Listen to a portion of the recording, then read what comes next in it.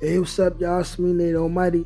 I'm back with another Powerbook for Force and Origins theory and prediction video. And the topic of today's video is: here are 5 Force and Origins theories to think about and consider after all of the reveals that we got from both shows this week, okay?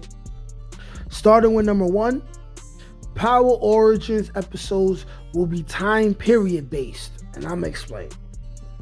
Right now, everyone's under the impression that there's going to be a 10-year time skip, which technically is a 9-year time skip because we're in the year of 93 in Raising Kanan, right? But what I think is, since the first episode is titled 2002, if that's even going to be the finalized episode title, what if instead of it starting in 2002, maybe at the same time, or instead of that, we have where each episode will be a specific timepiece, a time capsule. For instance, you got episode 1 being 2002. What if episode 2 is 1998? Then episode 3 would be 2000. And they'll go back and forth like that. I feel like that'll give us the opportunity for what I think is going to happen, which is that they're going to take the first season, they're going to give us the Killing of Breeze, they're going to give us a specific episode dedicated to the Angela and James St. Patrick love affair, specific years and specific time capsules of what happened with them. They're going to get that out of the way for season 1. Then come season 2, you'll have the official regular episode titles that we're used to from Power, where it will actually have a deep meaning and it'll be about something. And we'll just be focusing on Tommy, Ghost, around the time Ghost has Tasha and the twins get made, right? We'll have Kanan all the way up until the moment Kanan goes to jail, and it will be like that. That's what I think is another possibility other than the 9-year time skip and everything is going to start at 2002, right? But the number 2 theory that I want you guys to think about, which is that Jukebox won't be in Power Origins. However, she will finally show up maybe once or twice around the time that Kanan goes to prison. Because what we know is that Jukebox wasn't firmly in Washington, right? And deciding to become a cop until Kanan said, yo, listen, go follow your dream. Go be a cop, do what you do, leave the city. Kanan would be the last thing that kept Jukebox in New York City at all, right? Which is why it would only make sense that she comes around at that time, right? So I believe that no, she won't be a regular character, of course, because the story's not going to be about her, but she'll pop in more or less around the time where Kanan goes to prison. Okay, theory number 3, and this is about Force. What if Tommy gives Jenard the idea to send Diamond to prison based off of him telling Jenard the story of how Ghost sent Kanan to prison? Where it's like, you don't want to kill your brother, but you just want to get him out the way.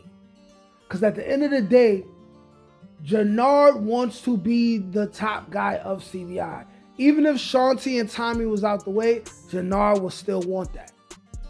Will Tommy be able to understand this about Jenard and then help Jenard deal with that situation, which will get Diamond out of the way of him, and it will put Tommy in a position to where he could control that situation in a way that he wants to? That's theory number 3. Theory number 4, Tommy and Diamond were always going to fail, especially because of scenes like the very first scene of episode 1 of season 3, right?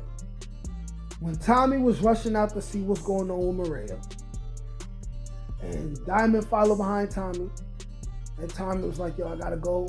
Speaking of which, yo, Diamond, go do this. Go see what's up with Vic. And Diamond was like, yo, but such and such. When Tommy turned around, right, and spoke down to Diamond like he was Diamond's boss and said, just fucking do it. I believe that was one of the nails in the coffin. Tommy probably got 1 or 2 more strikes with Diamond before Diamond all the way goes against Tommy, like, to his face. Right? Because we know he already did it behind Tommy's back.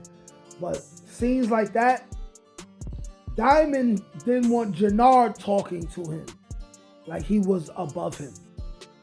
So why would he like Tommy talking to him like he's above him when he just wants to be partners and make money? And ultimately, he plans on getting Tommy out the way anyway. But their situation was never going to work. Plus, it's, you know, I got to stand there and deal with all these people from Chicago who looking at me like, yo, how you let this white boy from New York come here and rule over everyone and do this, that, third, do whatever he want. Plus, he talking down on his brother and everyone seeing that. That ultimately makes Diamond look weak. So this is why that was never going to work out. It was never going to work out, right? And number 5, D-Mac shows us what young Tommy will be like in Power Origins in episode 2 of Force Season 3. And what I mean by that is this. When Ghost is not around, right, to offer some more brains to help Tommy get his goals accomplished, we're going to see Tommy act just like how D-Mac is acting now, right? Very rebellious, eager to prove himself, not thinking things through, causing people to die. Which is something that Tommy was doing well into his grown-up OG Power years, right? He's doing a little bit less of it now, even though, hey, people close to him are going to die because of him this season. So did Tommy ever really learn his lesson? But as far as just being brazen like that and reckless, not thinking things through, young Tommy's going to be like that in Origins. Young Tommy's going to be like that in Origins. So I believe in a way what we're seeing of D-Mac are Easter eggs into how young Tommy is going to be acting in Power Origins, especially when it comes to girls, right? You got D-Mac. He gets this score. He gets this bread. What does he do? He's not thinking nothing except I'm going to spend this money. I'm going to buy a motorcycle and impress a girl. I believe we're going to see a lot of that from Tommy too. He'll have a girl that he really like, and he's going to try to impress her by doing reckless things, beating up guys over girls, all types of stuff like that, man. Now, those were the 5 theories that I felt like I didn't have enough to make entire videos on, so I condensed them all into one video. I want you guys to consider this. Go ahead, like, share, comment, because of course this video was a banger. There's a hype section in the description. Go ahead, hype me up, man, for free. It won't cost you nothing, as long as you're doing it 1 to 3 times a week. Like, share, comment, subscribe, like I said. Peace. Can't teach that shit, nigga. Come on. That's God-gifted. That's touch my ink. That's on the dome, nigga.